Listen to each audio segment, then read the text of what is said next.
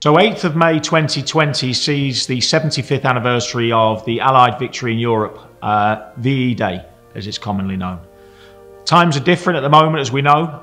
Wind forward to 2020 now, where we are, and we're fighting a different battle.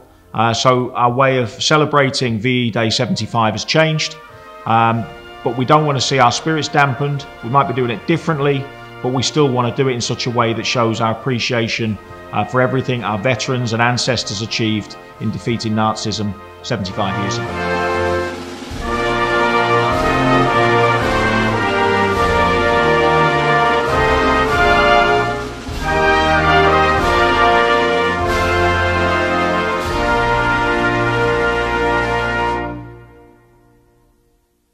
Join the Brentwood Sea Cadets because my goal is to be a marine biologist and I love the sea and the Royal Naval traditions. My great-grandfather, Sidney William Talley, was a petty officer stationed on board the HMS Hood in World War II. My grandfather, John Wilson, was a captain in the Merchant Navy and a commander in the Royal Naval Reserves. I think it's important to honour these traditions by keeping them alive and by passing them down to the younger generations so that we never forget the sacrifices those brave men and women made for us and are continuing to do so to this day.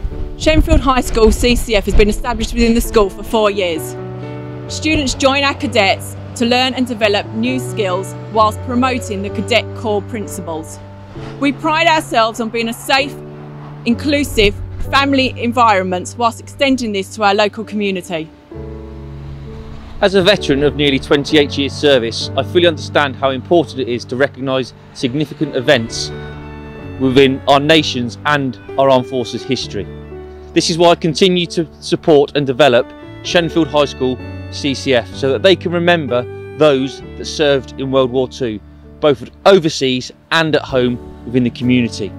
We do this throughout the year by attending the Remembrance Parade and a number of flag raising ceremonies where we interact and form bonds with many veterans from World War II. Other of such events that we attend were in Ypres to commemorate the end of World War I. Hello, I'm Jane Bradbury, and apart from being priest in charge at St Peter's here in South Weald, I'm also privileged to be chaplain to the Royal British Legion in Brentwood. Today, by dint of coronavirus invading the whole world, we are stuck at home instead of being out celebrating the anniversary of the ending of war. But maybe we shouldn't see it as being stuck at home, rather as being safe at home. And we thank God that most of us have safe places to be.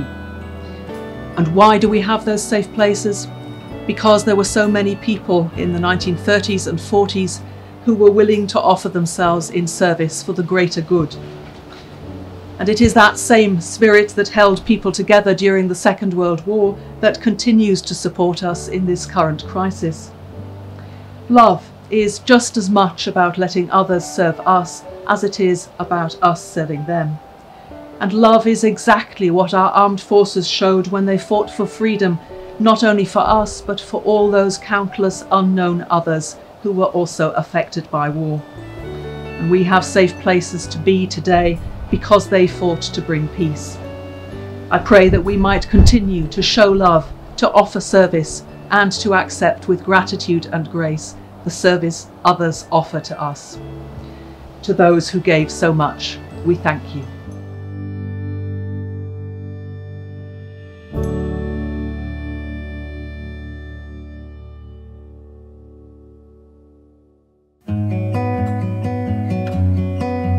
Celebrating the anniversary of VE Day encourages us to look back and reflect. When we look back at World War II, we're struck by that sense of community, of people coming together for a shared common purpose. We get a sense of that community in this time of lockdown, as neighbours rally round to serve and care for those in greater need. We're building that sense of community through love and service, but also through virtues such as reconciliation, forgiveness, and humility. As we look forward, we do so in Easter, the time when Christians celebrate the resurrection of Jesus from the dead, a wonderful act of service and love, but also of hope, as the powers of darkness were vanquished and the promise of joy, peace, and eternal glory is given to all. Being a part of the CCF is like being part of a disciplined but goofy community. I would go as far as saying that everyone I've met, especially people in the Royal Navy section, are like a second family to me. Thanks to the CCF, I'm a qualified scuba diver, canoeer and kayaker. It was our grandparents and great-grandparents who fought for our country and worked to ensure the safety of those at home. It's the bravery of these soldiers that inspired me to become a cadet and have made me into the person I am today. I am so proud to be part of a community that is associated with those who lived and died during World War II. So, celebrate VE Day and remember the bravery and integrity of our veterans and apply it to the world we are living in during the COVID-19 pandemic.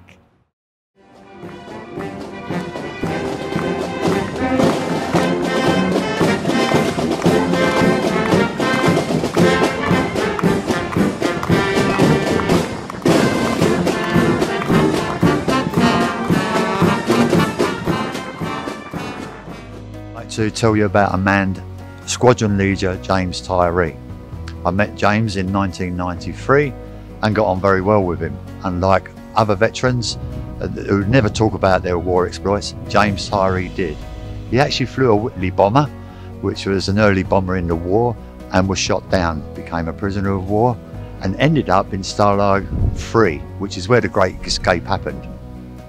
He must have been a rebel because that camp was strictly for escapees. He was a tunneler and an architect of some of the tunnels at Stalag 3. A week before the escape, the Germans knew something was going on, so they moved him, being a rebel, they moved him out. A week later, the escape happened, and as everyone knows, most of them was captured and shot. I said to James how lucky he was that he was moved, and his answer was, no, I would have got home, back to Brentwood. Having served in the Army Reserve for 27 years, I'm involved with the Royal British Legion to give back to the military community. The Royal Legion was always there if I needed it. My family have a tradition of serving in the armed forces. My grandfather, who trained and completed his training in Spitfires in Rhodesia and was discharged in 1945. My uncles, a soldier, a sailor and an airman, were also served in World War II. It is important to remember and commemorate our veterans and for the sacrifices that they and their families made. It's good to talk about VE Day, although I wasn't there at the time, but I've spoken to so many people who have such great memories of that day. I think it was a Tuesday, 8th of May. Lots of children and families were sent away from Brentwood on evacuation, and this was the time for them all to come back together, and they celebrated. They didn't have very much food, but mums somehow found things like spam and fish cakes, and they laid out pasting tables, and they laid along all the old sheets over the tables, and all the kids lined up and had a lovely feast of these sandwiches, blancmange and jellies. They seem to love jellies. And I have loads of pictures of little ones with hats on, made from newspapers. So it was a very happy time. I did speak with people who had a little more money, went up to London on a packed train and saw the King and the Queen and the Prime Minister on the balcony at Buckingham Palace. It was a lovely, lovely day, so they tell me. Memory I particularly have is of my husband Peter, who was a little boy then, who lived in La Plata in the police houses, and he was called up to a bonfire which was up Tower Hill just off the High Street in Brentwood, and everyone were tearing down the curtains, the blackout curtains, the horrible boards and things they had to put up, and they all went on that fire. But the memory, I think, of most people at that time was lighting up Brentwood, the street lamps for the first time he had ever seen a street lamp, and there was light and laughter, and it was a very special day. So I hope you've enjoyed watching Brentwood's tribute to VE Day 75th anniversary. It's been different. We live in different times, but we've done the best we can do, and I hope you've enjoyed celebrating with us on this day in this different and special way. Later on this evening, the Queen will address the nation. I know we're all looking forward to that. And also, I believe there'll be a rendition of We'll Meet Again. So at some point when we come out of this battle, I suppose, that we're facing now, we can show the resolve that our ancestors and our forebears have shown in coming out the other side of World War II. We'll come out of this. We'll meet again. Keep well, and thanks for watching.